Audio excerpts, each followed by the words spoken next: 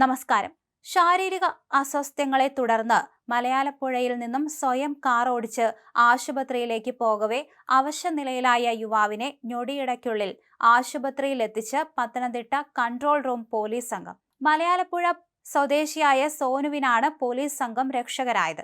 ബുധനാഴ്ച പുലർച്ചെ 2:30 കുമ്പഴയിൽ വച്ചാണ് പത്തനംതിട്ട കൺട്രോൾ റൂം പോലീസ് ഉദ്യോഗസ്ഥർ പട്രോളിംഗിനിടയിൽ മലയാലപ്പുഴ ഭാഗത്തു നിന്നും അമിത വേഗതയിൽ കാർ വരുന്നത് കണ്ടത്.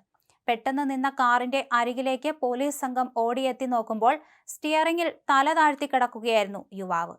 പോലീസ് സംഘത്തിലെ ACP ജോബിൻ ജോൺ ഡ്രൈവറുടെ ഡോറിന്റെ ഗ്ലാസിൽ തട്ടി വിളിച്ചു. വയ്യ, പെട്ടെന്ന് ആശുപത്രിയിൽ എത്തിക്കാൻ അയാൾ ആവശ്യപ്പെട്ടു. ഛർദ്ദിക്കുകയും ചെയ്തതോടെ ആകെ അവശനിലയിലായ സോനുവിനെ പോലീസ് സംഘത്തിലുണ്ടായിരുന്ന ജോബിൻ ജോൺ, സജി ഇസ്മായിൽ, മുഹമ്മദ് ഷഫീഖ് എന്നിവർ ചേർന്ന് കാറിന്റെ ഡ്രൈവിംഗ് സീറ്റിൽ നിന്നും മാറ്റി പിൻസീറ്റിൽ കിടത്തി. കൺട്രോൾ റൂം വാഹനത്തിന്റെ driver ASI Saji Ismail car ഒട്ടും സമയം പാഴാക്കാതെ അതിവേഗം ഓടിച്ച് ആശുപത്രിയിൽ എത്തിക്കുകയായിരുന്നു. പിന്നാലെ ജോബിൻ ജോൺ പോലീസ് വാഹനം ഓടിച്ചെത്തി. CPO മുഹമ്മദ് ഷഫീഖും ഒപ്പമുണ്ടായിരുന്നു.